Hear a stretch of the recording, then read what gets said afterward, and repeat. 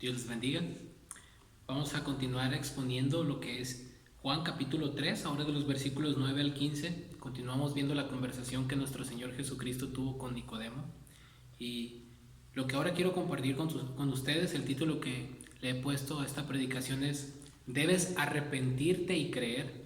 Debes arrepentirte y creer. Si ustedes recordarán en la predicación anterior, en los versículos que vimos por ejemplo, del 3 al 8, vimos cómo el Señor Jesucristo le explica a Nicodemo la verdad de la regeneración o del nuevo nacimiento, que la salvación era una obra poderosa, soberana y misteriosa de Dios y que no podía ser ganada por esfuerzos humanos o religiosos. Nicodemo, al estar impactado por lo que el Señor Jesús le dijo en el versículo 3, en el versículo 4, él exclama: ¿cómo puede un hombre nacer siendo viejo? ¿Puede acaso entrar por segunda vez en el vientre de su madre y nacer? En los versículos 5 al 8, el Señor Jesucristo le explica la naturaleza de la regeneración con comparaciones como el agua y el viento. Y vemos que en el versículo 9 todavía Nicodemo no podía comprender. En el versículo 4 le dice a Cristo con una pregunta retórica que no puede entender la naturaleza de la regeneración, pero en el versículo 9 le dice de una manera directa: ¿cómo puede hacerse esto? Es decir, de plano, no entiendo, estoy sorprendido.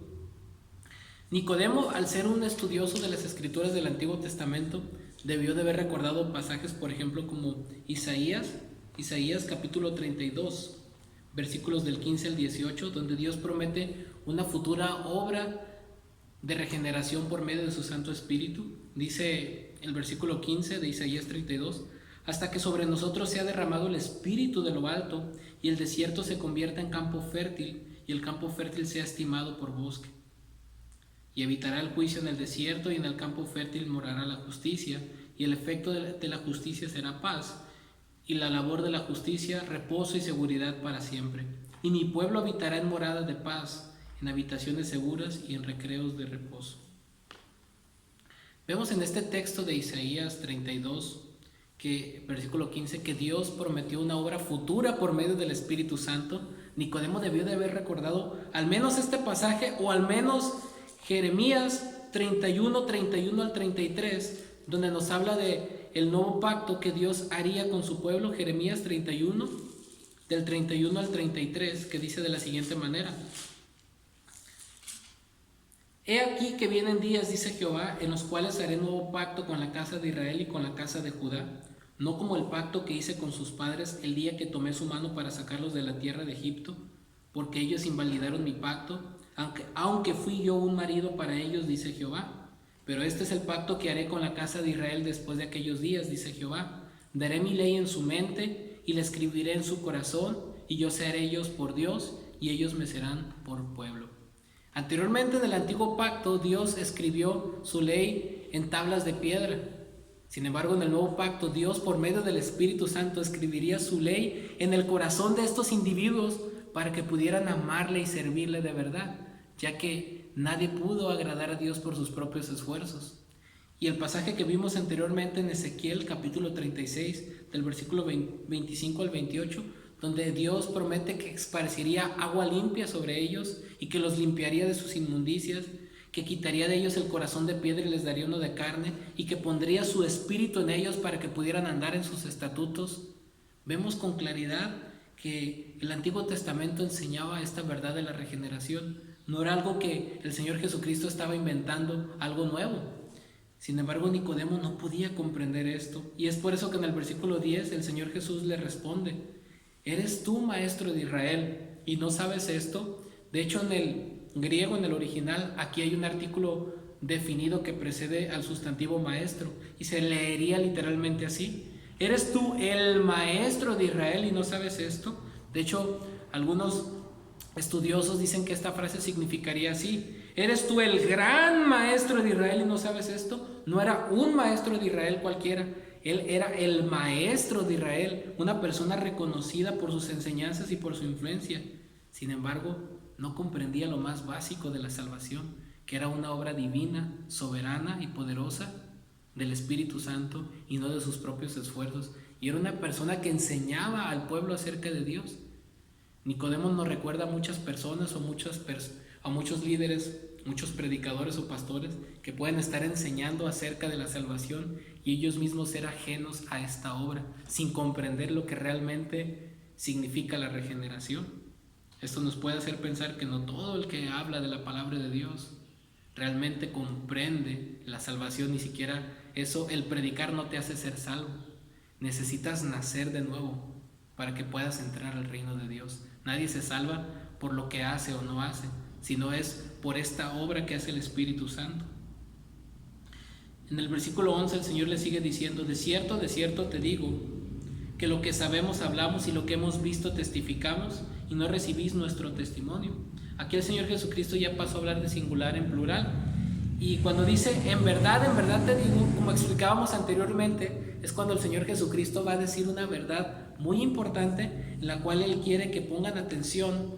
Sin embargo, Nicodemo y los líderes religiosos no creían y no podían comprender la verdad de la regeneración porque ellos mismos no aceptaban la validez del testimonio que el Señor Jesucristo, Juan el Bautista y los discípulos predicaban acerca del reino de Dios. Juan el Bautista comenzó predicando: arrepentidos porque el reino de los cielos se ha acercado. El Señor Jesucristo comenzó predicando: arrepentidos porque el reino de los cielos se ha acercado. Y Él instruyó a sus discípulos en esa salvación, en ese camino, de manera que ellos podían dar evidencia con certeza de lo que era la salvación, porque ellos mismos sabían lo que hablaban y les constaba porque lo habían visto. Ellos creían quién era Jesús y por lo tanto daban testimonio de la verdad, pero ellos no recibían el testimonio de ellos. Rechazaron a los enviados de Dios que proclamaban el Evangelio y decían acerca de la salvación. Y en el versículo 2 el Señor sigue diciendo: si os he dicho cosas terrenales y no creéis, ¿cómo creeréis si os dijera las celestiales? En otras palabras, si Nicodemo no podía comprender la naturaleza de la regeneración con comparaciones terrenales como el agua y el viento, siendo de que era una enseñanza clara en el Antiguo Testamento, ¿cómo podría comprender otros misterios del reino como la encarnación del Señor Jesucristo, que Dios se hizo carne? ¿Cómo podría comprender la glorificación de los hijos de Dios? ¿Cómo podría entender la plena herencia de los hijos de Dios en el reino de Dios? ¿Cómo podría comprender verdades más profundas si no entendía lo más básico de la salvación? Y en el versículo 3 entonces el Señor Jesucristo refuerza que lo que Él estaba diciendo no solamente era respaldado por las Escrituras, no solamente era respaldado por Juan el Bautista y sus discípulos, sino que Él mismo autenticaba ese mensaje, porque nadie ha subido al cielo sino el Hijo del Hombre, sino el que descendió del cielo, el Hijo del Hombre. Esto implica que Jesús se encarnó, Dios mismo se hizo carne, y el Hijo de Dios, el Mesías, es el único que puede revelar estas verdades y autenticarlas a la perfección, porque nadie conoce la mente de Dios más que Dios mismo, y hay una unidad perfecta en la Trinidad. Dios Padre conoce a Dios el Hijo, Dios el Hijo y Dios el Padre conocen al Espíritu Santo. Dios el Espíritu Santo conoce la mente de Dios, conoce la mente del Hijo. Hay una armonía perfecta en la divinidad, en la Trinidad. En Juan 1:18 dice: a Dios nadie le vio jamás. El unigénito Hijo que está en el seno del Padre, Él le ha dado a conocer. El único que puede revelarnos realmente el nombre de Dios es el Hijo, Jesús mismo. Y él por Él mismo puede autenticar lo que Él estaba diciendo. El Hijo del Hombre era una frase que los judíos entendían como que hacía alusión al Mesías. Por ejemplo, podemos ver esto en Daniel capítulo 7, versículo 13. Daniel capítulo 7, versículo 13, donde dice así esta profecía: miraba yo en la visión de la noche, y aquí con las nubes del cielo venía uno como un hijo de hombre, que vino hasta el anciano de días, y le hicieron acercarse delante de él. Pero el versículo 14 nos dice que este, semejante al Hijo del Hombre, fue una persona a quien Dios le dio el reino. Fíjense lo que dice el versículo 14: y le fue dado dominio, gloria y reino, para que todos los pueblos, naciones y lenguas le sirvieran. Su dominio es dominio eterno que nunca pasará, y su reino uno que no será destruido. Un rey divino vendría a salvar al pueblo de Israel. De hecho, cuando el sumo sacerdote escuchó de los labios de Jesús que Él dijo que era el Hijo del Hombre, rasgó sus vestiduras. Podemos ver esto en Mateo capítulo 26, versículos 64 y 65, que dice así: Jesús le dijo: tú lo has dicho, y además os digo que desde ahora veréis al Hijo del Hombre sentado a la diestra del poder de Dios y viniendo a las nubes del cielo. Entonces el sumo sacerdote rasgó sus vestiduras diciendo: ¡Ha blasfemado! ¿Qué más necesidad tenemos de testigos? He aquí, ahora mismo habéis oído su blasfemia. Bueno, el Hijo del Hombre entonces es un título mesiánico, divino, aplicado para Jesús. Nadie subió al cielo sino el que descendió. Dios se encarnó. El Hijo del Hombre, el Mesías prometido en las Escrituras, podía autenticar lo que él estaba diciendo a Nicodemo, porque él era la verdad encarnada. Esta frase, que está en el cielo, sigue diciendo el versículo 13, no aparece en los manuscritos más antiguos griegos. Por lo tanto, algunas traducciones no incluyen esta frase, que está en el cielo. Sin embargo, es un detalle que la Reina Valera incluye en su traducción, pero podemos decir que esto no es una añadidura ni una distorsión a la palabra de Dios, puesto que tenemos una traducción confiable de la palabra de Dios, y ahora con todos los manuscritos que tenemos, que contamos para validar o la crítica textual para saber qué frases corresponden al Nuevo Testamento o no, tenemos la confianza de que este pasaje no ha sido adulterado en su significado. Nos quedamos, bueno, en lo personal yo me inclino por la posición de que esta frase, que está en el cielo, no aparece en los manuscritos originales. Sin embargo, esto no altera el significado del texto. Sigue diciendo el versículo 14: y como Moisés levantó la serpiente en el desierto, así es necesario que el Hijo del Hombre sea levantado, para que todo aquel que en él cree no se pierda, mas tenga vida eterna. Ahora lo que el Señor Jesucristo va a aclararle a Nicodemo en los versículos 14 y 15, que en esencia incluye el título de mi mensaje, debes arrepentirte y creer, es la realidad de que la consecuencia inmediata de la regeneración es que la respuesta del hombre regenerado es inmediatamente arrepentimiento y fe en el Mesías, que fue levantado, que fue crucificado para cargar la ira de Dios por nuestros pecados. Una persona inmediatamente, cuando es regenerada, se arrepiente y pone su confianza en el Hijo de Dios. La regeneración es previa a la conversión, sin embargo sucede al mismo tiempo. En un orden lógico, lo primero que sucede en un individuo cuando escucha el Evangelio es que es transformado secretamente y poderosamente por el Espíritu Santo, pero al mismo tiempo esta persona reacciona y se convierte al arrepentirse y creer y confesar al Señor Jesucristo como su Señor y Salvador. Y como Moisés levantó la serpiente en el desierto, esto alude a la historia que está en Números capítulo 21, versículos del 4 al 9. Números capítulo 21, versículos del 4 al 9. Voy a leer la historia a continuación. Dice así: después partieron del monte de Hor, camino del Mar Rojo, para rodear la tierra de Edom, y se desanimó el pueblo por el camino. Y habló el pueblo contra Dios y contra Moisés: ¿por qué nos hiciste subir de Egipto para que muramos en este desierto? Pues no hay pan ni agua, y nuestra alma tiene fastidio de este pan tan liviano. Y Jehová envió entre el pueblo serpientes ardientes que mordían al pueblo, y murió mucho pueblo de Israel. Entonces el pueblo vino a Moisés y dijo: hemos pecado por haber hablado contra Jehová y contra ti. Ruega a Jehová que quite de nosotros estas serpientes. Y Moisés oró por el pueblo. Y Jehová dijo a Moisés: hazte una serpiente ardiente y ponla sobre un asta, y cualquiera que fuere mordido y mirare a ella vivirá. Y Moisés hizo una serpiente de bronce y la puso sobre un asta, y cuando alguna serpiente mordía a alguno, miraba a la serpiente de bronce y vivía. Esta historia, entonces, el Señor está haciendo una comparación con esta historia, ya que con quien estaba hablando, que era Nicodemo, era una persona que en su mente no pasaba que tenía que arrepentirse y creer en el Mesías. Era una persona que creía que por sus logros, por sus méritos religiosos, ya era aceptada por Dios. Sin embargo, al comparar esta historia con la obra que el Señor Jesucristo haría en la cruz, presupone el arrepentimiento. Cuando el pueblo de Israel se rebeló contra Dios y contra Moisés, la respuesta de Dios fue un juicio divino, porque Dios aborrece el pecado. Dios disciplinó a su pueblo de esa manera.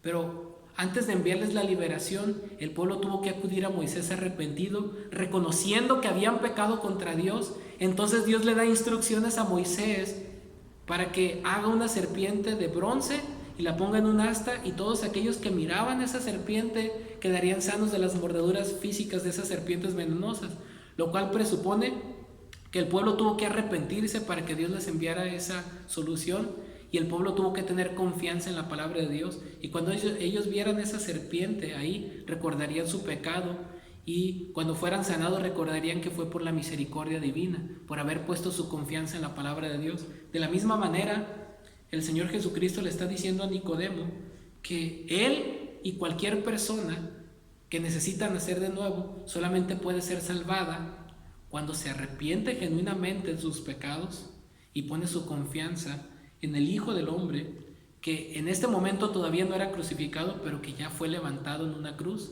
donde la ira de Dios recayó sobre él para justificarnos. Y esta frase, así es necesario, esta frase, y así es necesario, implica que el sacrificio de Cristo estaba en el plan de Dios. De hecho, en Isaías capítulo 53, versículo 10, nos dice que Jehová, con todo y que el hijo de él era impecable, con todo y que el siervo de Jehová era impecable, Jehová quiso quebrantarlo, sujetándole a padecimiento, cuando haya puesto su vida en expiación por el pecado. Hechos capítulo 2, versículo 23, nos dice Pedro que el Señor Jesucristo fue entregado por el anticipado consejo y conocimiento de Dios. No fue un accidente la muerte de Cristo. Él estaba dentro del plan de Dios para que Él pudiera cargar con el pecado de los pecadores. La ira de Dios recayó sobre Cristo, que fue levantado, de manera que todos aquellos que ponen su confianza en Cristo, que fue levantado en la cruz, ahí pueden ver sus pecados siendo clavados, y Dios mismo puede perdonarnos y justificarnos por medio de la fe. Pero esto presupone que nos tenemos que arrepentir y reconocer nuestra bancarrota espiritual, nuestra miseria, nuestro pecado, que somos merecedores de la ira de Dios. Así como el pueblo tuvo que acudir a Moisés arrepentido, pidiendo misericordia, y al Dios enviar esa solución y ellos tuvieron que aplicar fe en la palabra de Dios, así Cristo está diciendo que tenemos que arrepentirnos y confiar en su sacrificio para ser salvados de las consecuencias eternas del pecado. Así es necesario que el Hijo del Hombre sea levantado. Esta frase es levantado, sea levantado, aparece en el Evangelio de Juan varias veces para hacer alusión a su crucifixión. Y el versículo 15 nos dice el propósito de esa crucifixión: para que todo aquel que en él cree no se pierda, mas tenga vida eterna. Para que todo aquel que en él cree. Este verbo cree está en un tiempo presente, es un verbo participio que está en tiempo presente, lo cual indica que aquel que pone su confianza en Cristo para salvación es una confianza plena y absoluta, pero es una confianza continua. Nadie puede confiar una vez en Cristo y olvidarse de Él y ser salvo y ya como si nada pasara. Esta confianza es una confianza permanente y persistente. Es una confianza que perdura hasta que seamos transformados, hasta que muramos o estemos en la presencia de Dios. De manera que alguien que se arrepiente y deposita su fe en Cristo, Dios mismo asegura que esa persona seguirá confiando en Él por la obra del Espíritu Santo. Pero el fruto de una genuina conversión es que una persona que cree en Cristo seguirá confiando en Cristo hasta el final y no se desviará de esa fe. Para que todo aquel que en Él cree, es un tiempo presente, una acción progresiva, continua, no se pierda.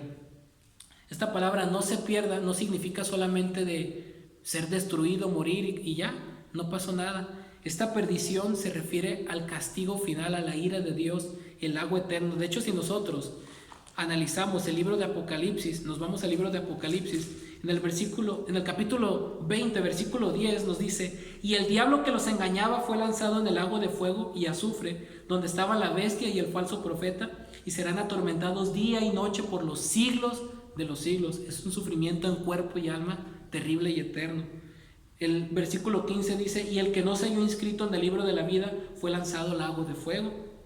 En el capítulo 21, versículo 8 dice: pero los cobardes e incrédulos, los abominables y homicidas, los fornicarios y hechiceros, los idólatras y todos los mentirosos tendrán su parte en el lago que arde con fuego y azufre, que es la muerte segunda.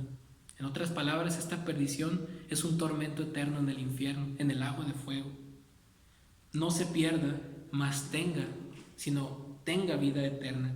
Y esta frase, vida eterna, no significa solamente vivir para siempre, significa calidad de vida. La vida de Dios en el creyente implica conocer y disfrutar a Dios mismo, ser gozosos y plenos en su presencia. De hecho, Juan capítulo 17, versículo 3 nos dice: y esta es la vida eterna, que te conozcan a ti, al único Dios verdadero y a Jesucristo a quien has enviado.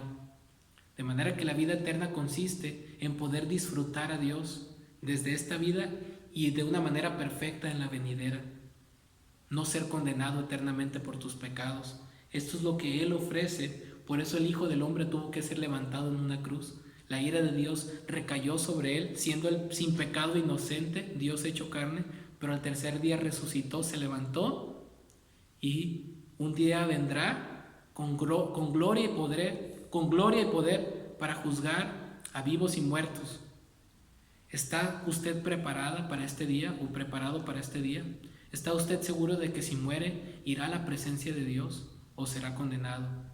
Si usted no tiene esta seguridad de que el Señor Jesucristo fue levantado para que usted tenga vida eterna, lo mismo que el Señor Jesús le dijo a Nicodemo y a estos líderes religiosos, esto era ajeno a su mentalidad, porque ellos pensaban que por lo que ellos habían logrado en su sistema religioso, porque venían del linaje de Abraham, por las cosas que ellos hacían o por la posición que tenían, ya eran automáticamente hijos de Dios.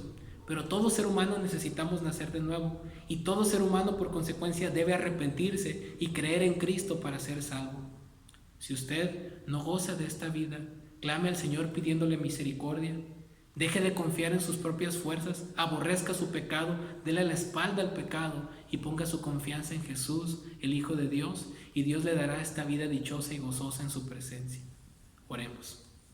Señor, te damos gracias por tu palabra, que nos das la esperanza de que el Hijo de Dios, nuestro Señor Jesucristo, fue levantado, Señor, para que tú nos pudieras salvar. Gracias, Señor, porque a pesar de que en este momento creemos que Nicodemo no entendió esa verdad de la regeneración, no se arrepintió y creyó, creemos que después estas palabras hicieron un efecto en su corazón, Señor, porque lo vemos más adelante defendiendo al Señor Jesucristo en el juicio que le estaban haciendo sus adversarios, Señor, en el concilio del Sanedrín. Vemos también que junto con José de Arimatea fue a su tumba, Señor. Vemos que muy probablemente tú cambiaste el corazón de este religioso, Señor, que confiaba en sí mismo. Y de la misma manera te pido que si hay alguien que está escuchando este mensaje, que piense que es buena persona, que por su religión o por sus acciones o por su posición ya es acepto delante de ti, que le hagas ver que es solamente por tu obra soberana, a través del Espíritu Santo, por medio de lo que el Señor Jesucristo hizo en la cruz, que tú nos puedes dar salvación. Señor, gracias porque en ti tenemos vida, gracias por el sacrificio que hizo nuestro Señor Jesucristo en la cruz. A ti sea toda la honra y la gloria, y que nuestro gozo sea cada vez conocerte más y anhelar estar en tu presencia, Señor. En el nombre de nuestro Señor Jesucristo. Amén. Que la gracia y la paz de nuestro Señor Jesucristo sea con ustedes. Dios los bendiga.